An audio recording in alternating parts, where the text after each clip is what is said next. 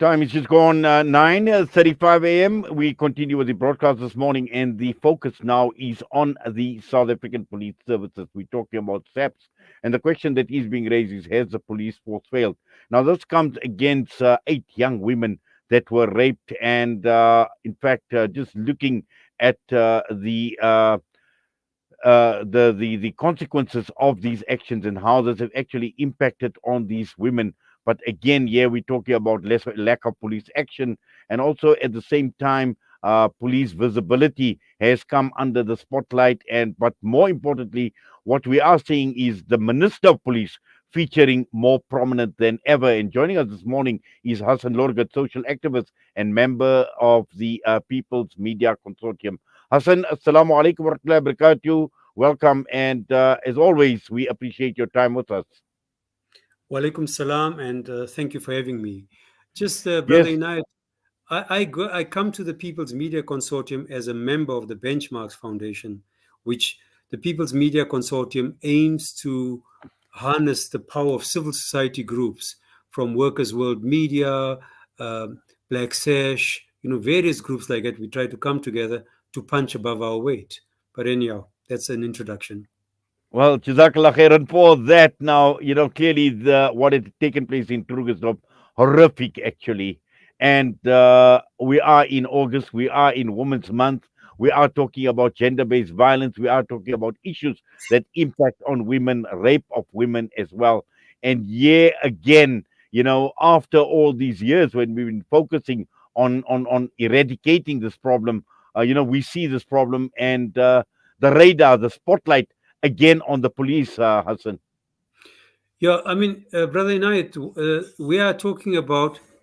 we should be talking about the rape of women, the violence against women by men, and the system that condones it. We are not. I mean, the police are going helter skelter, tackling the issues of illegal mining. Now, is this issue, the issue of illegal mining, an excuse because we can't tackle the scourge of violence against women by men? Or is it that they eventually found a plan to deal with this difficult issue as well of illegal mining? Now, uh, um, let me deal with both issues. The the ministry, the DMRE, the Department of Minerals and Energy Resources, knew for a long time that mine closures are not taken seriously. I think a few years ago when I looked at this, they had one certificate for a proper mine, a mine that was properly closed, right? Recently, the Auditor General spoke about 6,000 odd mines that have been just abandoned, and that the department was not doing its work and how it manages that stuff. So this is not new issues. But what I want to try and do here today is to say, by focusing on this issue at the backdrop of young women who are raped, you are deflecting from their cause, their pain, especially in Women's Month, but every day. The minister, Becky Cele, left the ANC meeting from that policy conference and went there because there was a rape.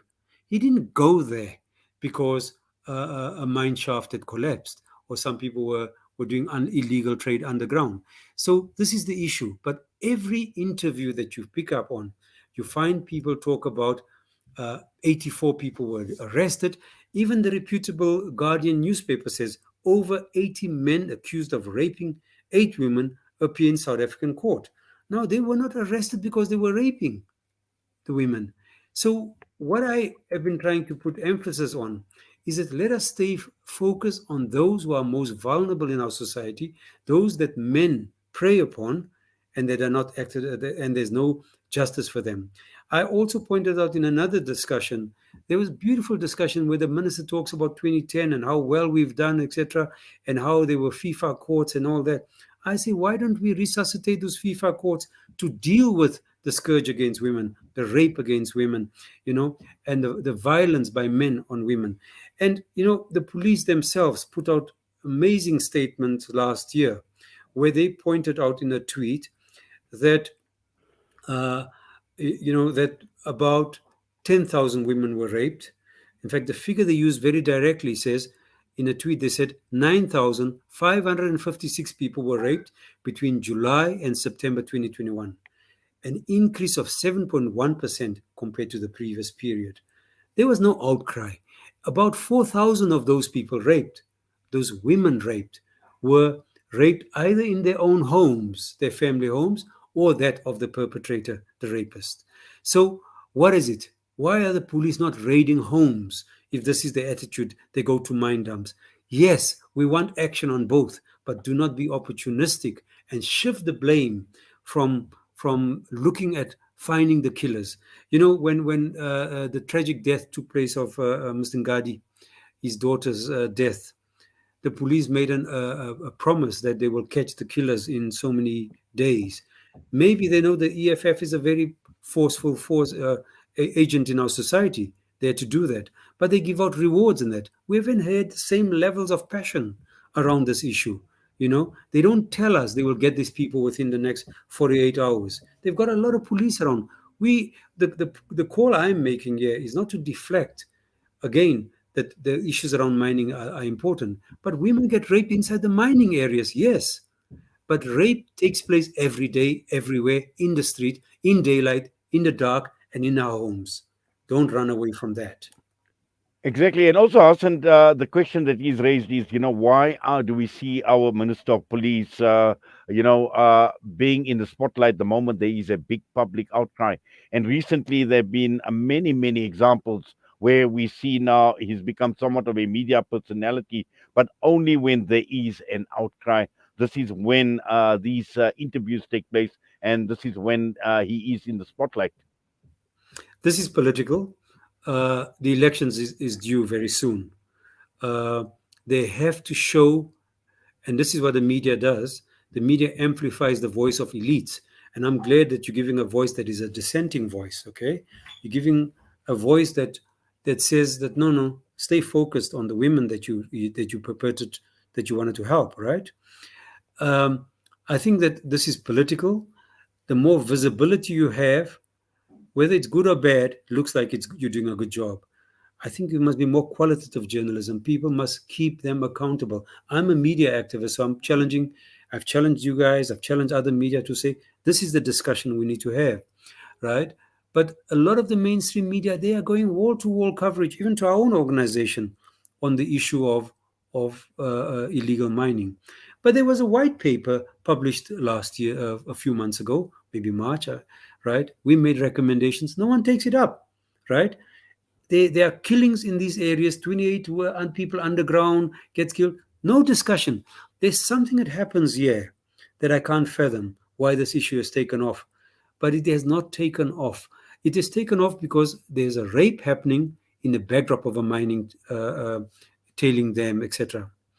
But it has not taken off. It has taken the women out of the story. It has just stayed with the mines. If they dealt with both, I would be much happier because mining communities suffer these abuses as well. But ordinary women, all women, suffer this in a daily basis. So I really think he wants to be Papa Action. And when anyone does a search on him, they'll find that he's in the media. He must be doing something correctly.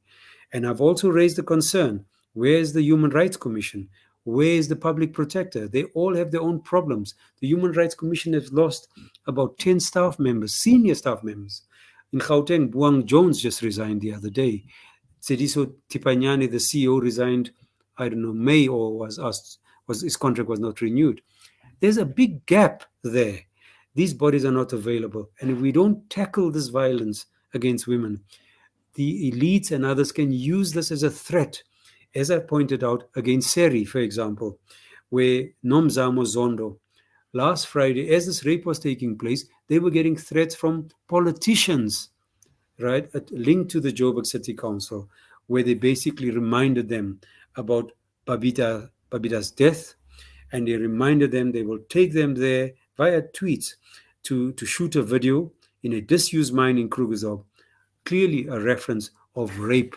So rape culture is used to put women in their place and activists in their place, you know, and resorting to xenophobia or blaming the foreigner takes away from this real South African problem.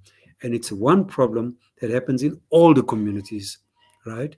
Uh, uh, When an elderly uncle abuses a young child, that is rape, right? And it happens in all the communities. And it's good that this station is brave to raise this discussion. Well, last night we had quite a detailed discussion. I had a whole panel of women, and the message that came out very, very strongly from the show that I had hosted, Hassan, is with August being Women's Month. And this is what the women are saying, that why do we limit it to one single month when we focus and we talk about honoring women, and then we talk about celebrating Women's Month? It says, what is there to celebrate? Where in the background throughout the entire year, we have all these horrific crimes that are being committed and perpetrated against women. Brother Inayat, uh, I sit with a number of faith community people every week where we've been trying to see how best to make the scourge of violence against women in the forms of rape and other forms uh, uh, an issue that is on our media every day. Now, we've been struggling with it. We've tried to engage the SABC, everyone else. I really, really think that every day, if a media broadcast doesn't talk about this issue, we are failing the women. We are failing them. So I think the station must look at themselves because we've got to live the argument that we are making. I agree with you. Every day must be August, must be Women's Month. Every day must be that month. But every day, the figures for daily rapes, let me just check there, that the police actually themselves raised, right? These people extrapolated it in an article of a few years ago, I think 2013, right? Where a newspaper, it was Independent Online, said up to 3,600 rapes take place in South Africa every day. The rapes are largely on women. Of course, we know there are boys and that, but yeah, what they worked out was 144 women report rape every day to the police. This is 2013. This is so the figure is not the one that I gave you about 10,000, close to 10,000 in the 3 months that was released in November 2021. So if it's such a scourge, I really think Salam Media must become a champion to say every day, is there some discussion on violence against women or an education program? So we have to break the cycle to say every day is August, every day is Women's Day for us. And even if it's an hour or 5 minutes in every different broadcast or news item, it's worth keeping the eye on it. I know it's a lot. It is obscene, but the other stations have done it. In Spain, for example, the television, first, like our equivalent to SABC One, would report this and the politics of machismo. If it is not in our faces and that, and we mustn't just report it as another victim, but what the police have done about that is the issue we should look at. We should keep the political office bearers on the fire. They must become accountable. Well, Hassan, Jazakallah for that, and also taking time out talking to us this morning. We definitely will look at the suggestions that you have made. We will consider them seriously, and this is a matter that we definitely will keep the pressure up on. But for now, we thank you. We say Jazakallah for your time. Assalamu alaikum rahmatullah. Wa alaikum salam. Thank you. And only you guys can take me out of the bathroom. Well, at least we're doing something right, Alhamdulillah. Hassan, Right. please take care. Assalamu alaikum. Hassen Lorgat joining us this morning, and we're going to go for a break. We come back, we'll be joined by Dr. Shepo Molloy, and we are talking about leadership in South Africa, and also questioning the fact that, where are the leaders, and what kind of leadership does South Africa need to get us out of the mess that we find ourselves in?